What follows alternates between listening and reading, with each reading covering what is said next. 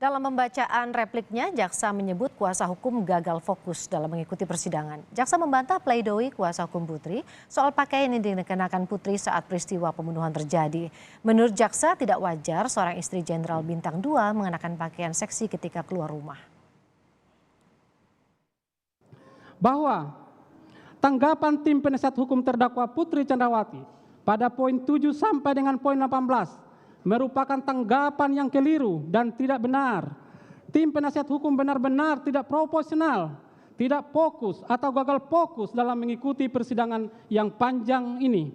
Terkesan tidak mempertahankan hak-hak hukum dari kliennya, yakni terdakwa Putri Chandrawati yang didampinginya. Bahkan tim penasihat hukum terkesan menjerumuskan terdakwa Putri Chandrawati sehingga tersesat dalam memberikan keterangan karena bertujuan akan mengaburkan fakta hukum yang sebenarnya. Bahwa tanggapan tim penasihat hukum perihal pernyataan penuntut umum yang menyatakan pakaian terdakwa seksi adalah tidak relevan, imajiner, dan negatif.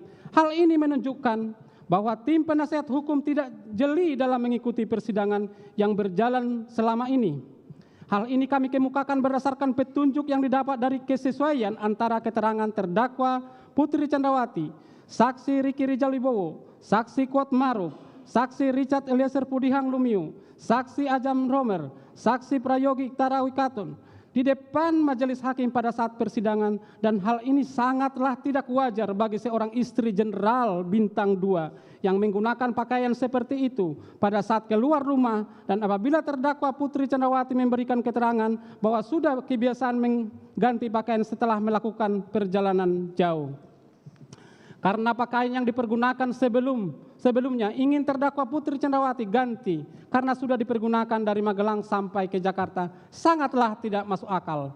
Apabila memang suatu kebiasaan terdakwa Putri Chandrawati berganti pakaian setelah melakukan perjalanan jauh, kenapa tidak diganti pada saat berada di rumah Saguling 3 nomor 29? Karena terdakwa Putri Chandrawati memiliki lebih banyak waktu pada saat tiba di rumah Saguling 3 nomor 29, kurang lebih 2 jam pada saat berada di rumah Duren 3 nomor 46.